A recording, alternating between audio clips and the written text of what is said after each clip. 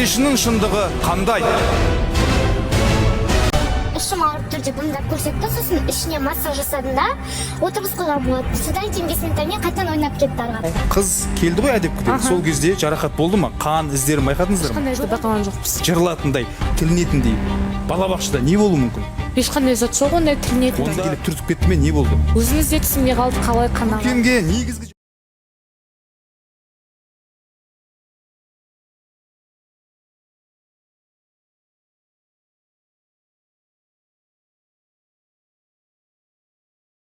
келді. Мұндай сұмдықты редакциямызға 3 жасар қыздың анасы Айсұлу Омарова хабарлады. Айтуынша Happy Kids жекеменшік балабақшаның қабырғасында қызының жыныс мүшесіне зақым келген.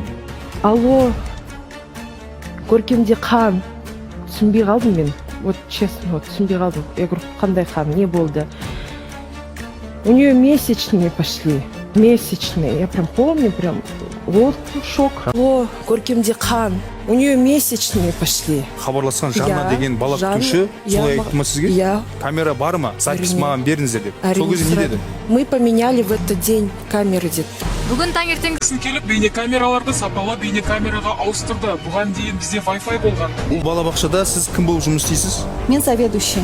12 камера бар сіздерде. 12-сінің барлығы істен шыққан ба? Я.